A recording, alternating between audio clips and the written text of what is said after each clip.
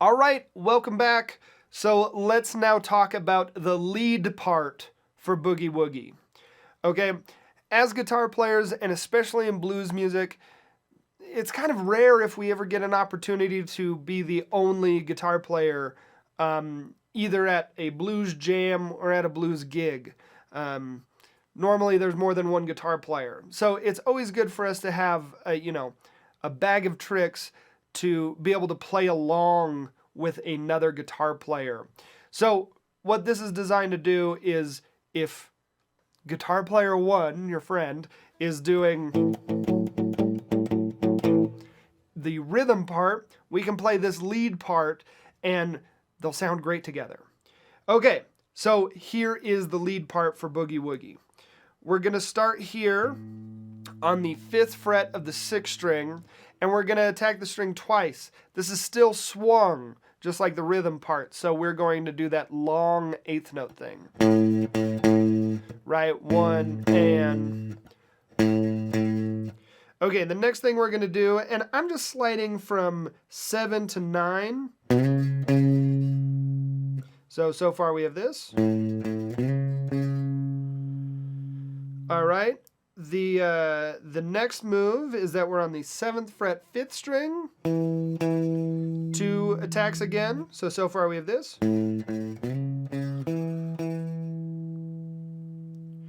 We're going to end the riff on the 9th fret 6th string. So, and then the riff will start over from there. So the full riff sounds like this.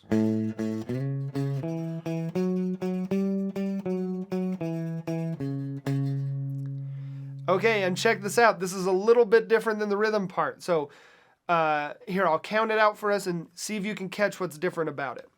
1 and 2 and 3 and 4 and 1 and 2 and 3 and 4 and... So this riff is 2 measures long, or 2 bars long. This is kind of different than our rhythm part, which is just 1 bar long, 1 measure long.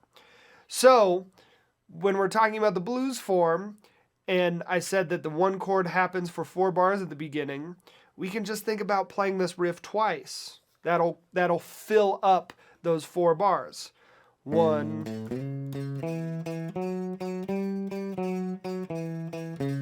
3,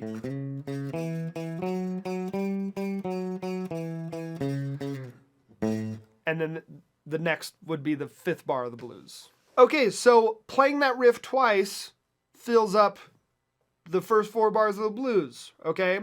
So if you remember, the next thing that we have is 2 bars of the 4 chord.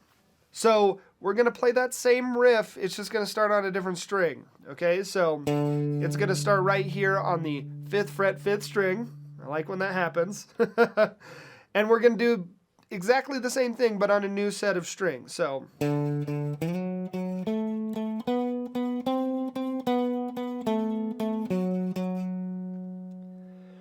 Okay, so I'm starting on the 5th fret 5th string, sliding from 7 to 9 on the 5th string,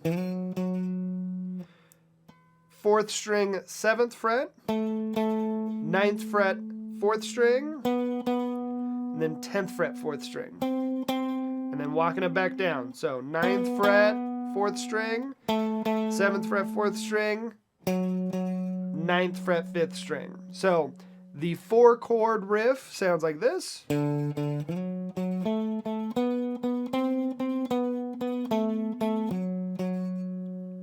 So playing that riff once fills up the 2 bars of the 4 chord. After that, if you remember, we go back to 2 bars of the 1 chord, which means that we're just going to play our first riff once.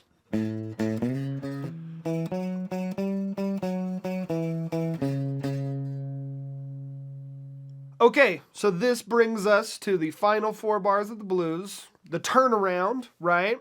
And I don't know if you're wondering, but I'm certainly wondering how we're going to get this 2-bar riff to work over the 1 bar of 5 chord and 1 bar of 4 chord. Well, we're just going to change the riff just a little bit.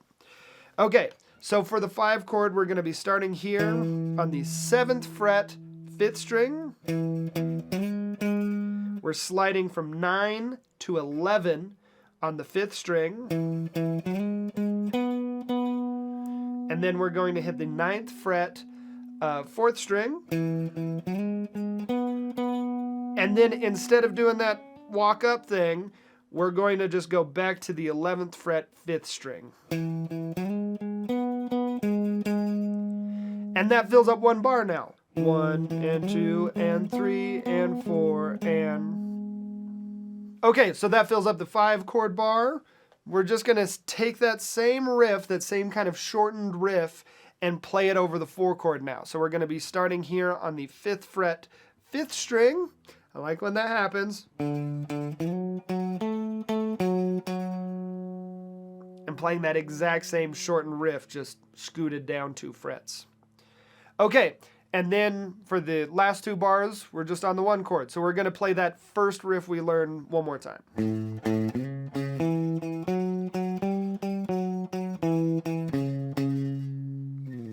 Okay, so with both of these parts, but maybe especially this one, since we're only dealing with one note, right? It's a single note line. The most important thing we can do is, like I said, be internalizing the blues form, just feeling when the chords change, understanding the form itself, but also locking in the time, right? Getting that swung feel and really locking in with the track. So coming up in the next lesson, you're going to have the opportunity to practice this lead part for the Boogie Woogie track along with me and the track.